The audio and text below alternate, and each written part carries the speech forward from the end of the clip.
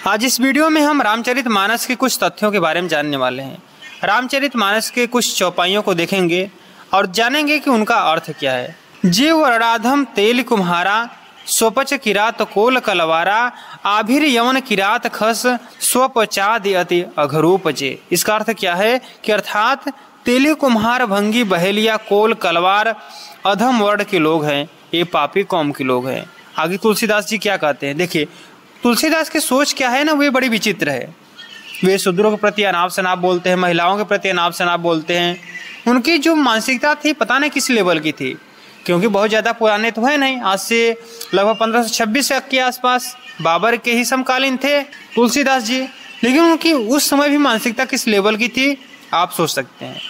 वे क्या कहते हैं कि सुन गंधर्व कहो मैं तो ही मोहिन सोहाय ब्रह्म कुलद्रोही सापत ताड़त परुष कहंता विप्र पूज्य अस गाँव संता। अर्थात भगवान को ब्राह्मण कुल का द्रोह खलता है और उनका कहना है कि ब्राह्मण चाहे श्राप दे, मारे या गाली दे, फिर भी उनकी पूजा करनी चाहिए। शूद्र और स्त्री को तो अपनी मौज या गुस्सा उतारने के लिए जब चाहो तब पीट दो, लेकिन बदतमीज और कानूनी अपराध करने वाले ब्राह्मण की पूजा करो। मतलब जो बदतमीज ब्राह्मण है उनकी पूजा करो, और स्त्री और पुरुष को जब मन करे पीटने को पीट दो।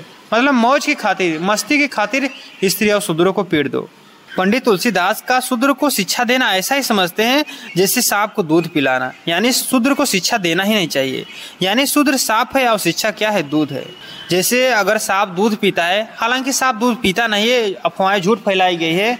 जिस प्रकार कहते हैं कि सांप को दूध पिलाने से वह और अधिक जहरीला हो जाता है, उसी प्रकार तुलसीदास जी कह रहे हैं कि अगर शूद्र शिक्षा ग्रहण करेगा तो वह जहरीला हो जाएगा।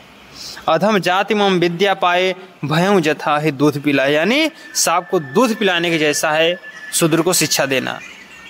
आगे क्या कहते हैं, पूजा ही विप्र सकल गुणहीना शूद्र न गुणगर ज्ञान प्रवीणा। अर्थात सारे गुणों से रहित होने पर भी ब्राह्मण की पूजा करो। अगर कुछ भी गुण नहीं है, अगर वह ब्राह्मण कुल में पैदा हुआ है तो उसकी पूजा करो, लेकिन अनेक गुणों से युक्त ज्ञानी और प्रवीण शूद्र की कभी पूजा मत करो। हालांकि बाबा साहब ने जब भारतीय संविधान लिखा तो सबको समान अधिकार दिया, लेकिन उस समय जो स्थिति थी आप अच्छी तरह से देख सकते हैं। वे महिलाओं के बारे में क्या सोचते हैं तुलसीदास जी, वे कहते हैं कि महावृष्टि जल फूट कियारी और जिम स्वतंत्र हो बिगड़ ही नारी। महिलाएं स्वतंत्र होने पर बिगड़ जाती है। वे क्या कहते हैं कि जैसे अत्यंत वर्षा से खेतों की मेड़े फूट जाती है, महावृष्टि चली फूट कियारी जिम स्वतंत्र हो बिगड़े नहीं, ऐसे ही स्वतंत्र होकर स्त्री बिगड़ जाती है। आपने देखा होगा कि जब पानी ज़्यादा भर जाती है, खेतों में भर जाता है, तो उसकी जो मेड़ें होती हैं वो फूट जाती है, तोड़ देती है मेड़े को। महिलाओं को अगर स्वतंत्र छोड़ दें तो वह बिगड़ जाती है।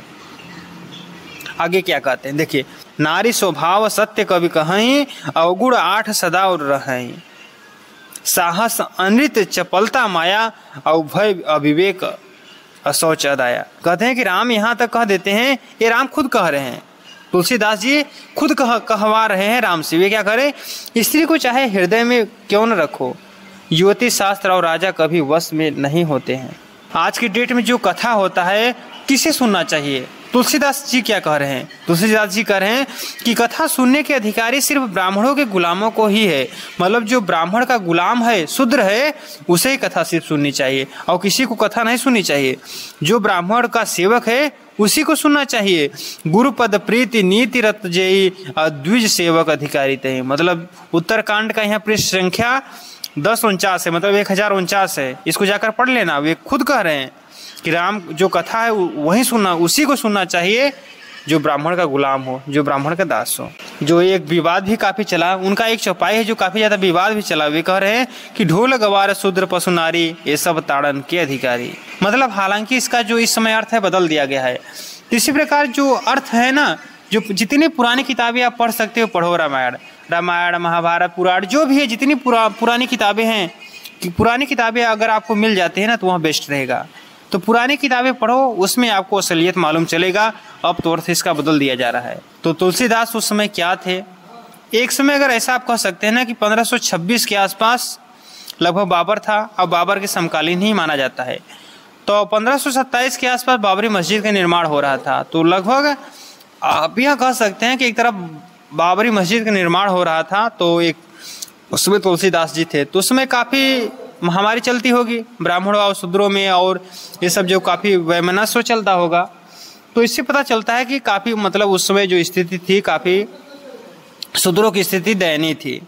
तो आखिर काफ़ी कुछ लिखते हैं, तो मैंने पढ़ा है, मैं बिना पढ़े नहीं बोल रहा हूँ, मैंने इसके बारे में पढ़ा है। तो वर्ण आश्रम निज निज धर्म, बहुत सारी चीज़ें हैं। तो आपको वीडियो कैसा लगा कमेंट बॉक्स में कमेंट करके ज़रूर बताइएगा। तो चलिए मिलते हैं अगले वीडियो में, तब तक रखिएगा अपना बेहतरीन ख्याल। अपने महापुरुषों के बारे में पढ़ते रहना, अगर उनके विचारों को जिंदा रखना है तो आपको उनको पढ़ना पड़ेगा। तो चलिए मिलते हैं अगले वीडियो में। जय भीम, जय भारत, जय संविधान।